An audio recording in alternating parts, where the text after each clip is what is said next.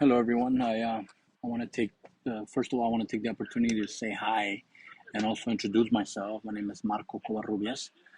We haven't had a traditional class where we kind of met face to face, so I thought I would first kind of introduce myself.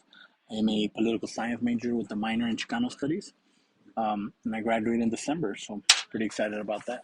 So let's get to it. As far as my film review um, final project, I chose to film Born in East L.A. It's a movie that was released in the late '80s, in 1987, by Universal Pictures, executive produced by Stan Coleman, and it's directed, written, and starred by Cheech Marin, who you might remember from the all those movies with uh, Cheech and Chong, Tommy Chong, and Cheech Marin, who was like a huge success. Obviously, they all went on to do their own thing. Cheech Marin became an actor, and he's been around forever. As a proud Chicano. And so yeah, let's get to the movie itself. The movie is about Rudy Robles. Rudy is born in East L.A. Um, he's a Chicano, and in the movie, his mom and his sister go out of town, and his mom tells him, "Please pick up your cousin downtown L.A. He's at a factory. He doesn't know English, so please go get him." When Rudy gets there, he gets caught up in an immigration raid by immigration authorities, and he ends up being deported. He's sent to Tijuana, and the movie is about him trying to get back. It's a comedy, but it deals with very serious immigration issues that have been around forever.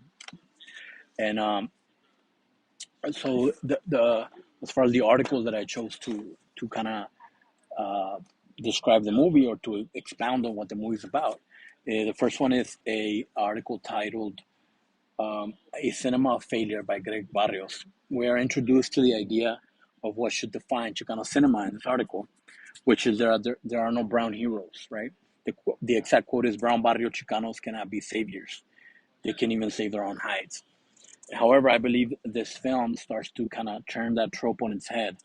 In Rudy Robles, we see an everyday Chicano with a regular job, a run-of-the-mill vato from East LA. When he is deported, he finds his soul and he finds his courage. He helps the family by giving them the cart full of oranges that he's supposed to be selling to get money to get back. He also, at the end of the film, lets an older lady take his spot in the trailer being used to smuggle them across the border. The article also mentions how in the typical Chicano cinema, or at least in the beginning stages of the genre, Chicanos give in to the temptations and desires of the outside world. Rudy, once deported, ends up in Tijuana, but he doesn't wallow in grief or despair. He doesn't give in to alcohol or drugs. He right away starts to plan his return, right? And he is resourceful, a hard worker. In short, he's a Chicano hero, a savior in his own way. In the second article I would like to explore, which is Notes on Chicano Cinema by Jason Johansson, one of the defining characteristics of Chicano cinema outlined in the article is reflective and open ended, which is where I think Born in East LA fails. Although it does have some points where it becomes reflective and Rudy does kind of find his pathos, there isn't much room for open endedness, so to speak. We know Rudy's going to be all right. After all, he's a U.S. citizen, and eventually he'll get back home and he'll be fine. But we're not so sure about all the people he encounters in Tijuana. Uh, it makes us feel good when he leads all those people across the border in the final scene, but that's Hollywood. We know that most people aren't so lucky. That some perish, some get caught. Families are separated, held in camps, forced to live under horrible conditions. Even if they do make it across, some are forced to sleep, in downtown streets like we saw here a few weeks ago by the bus station, right? So, but we know that's not the makings of a Hollywood film, let alone a comedy. So, it's just something to keep in mind that where I think this movie fails.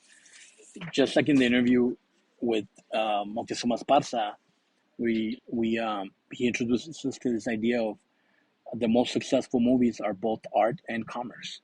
So naturally, this movie was a feel good comedy because after all, it's a movie and it's a business venture, right? So I think that's where this movie differs from that. Some of those traditional um, defining characteristics of what a Chicano film should be. This movie, when it came out in '87, was a resounding box office success. On YouTube, there's a video of the main cast being interviewed at a film festival celebrating the 30-year anniversary of the film's release. In the interview, Cheech Marin states that the film grossed $18 million and was number one in the Western United States for about 4 weeks. It begs us to ask the question why, if it was such a success, they never made it a sequel.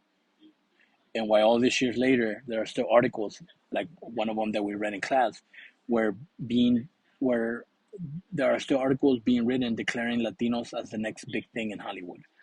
Just like our political power, and me as a political science major, I think about this question.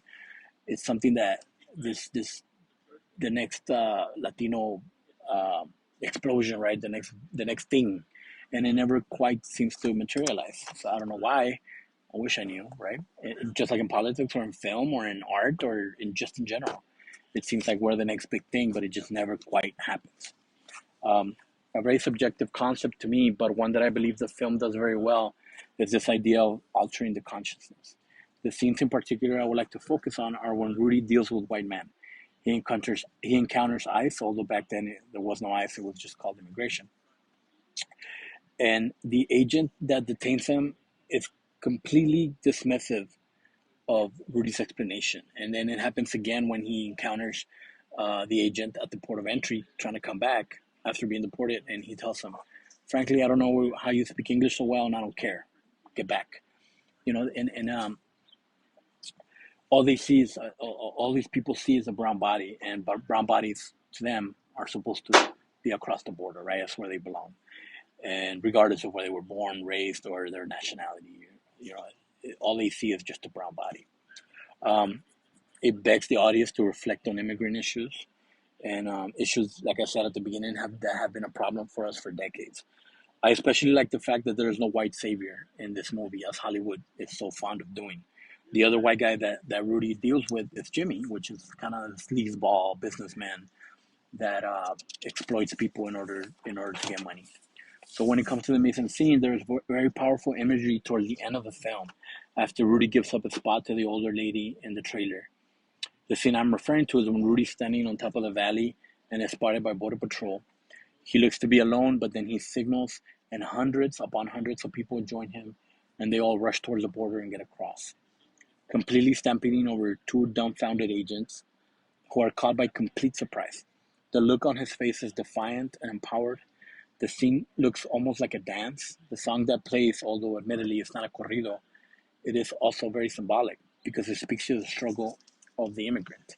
The song is called Coming to America by Neil Diamond. This movie, like I previously discussed, was released in '97 with an all Chicano cast. It was written, directed, and starring Cheech Marin, a proud Chicano. Now, it was almost a miracle this movie was made, and in many ways, it was very predictable that since then, Hollywood hasn't been interested in making movies about us like this one. Their interest seems to be more in exploiting these tired stereotypes of us, like the cartel violence and painting us as bad people, right?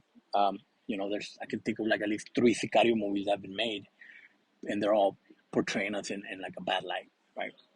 Instead of highlighting Chicanos that are doing good things in their community, right? So, lastly, I want to close by thank you all for tuning in. I hope you found it insightful, thought provoking, or at the very least, mildly entertaining. So, thank you guys, and look forward to seeing your reviews and commenting on them. So, thank you guys.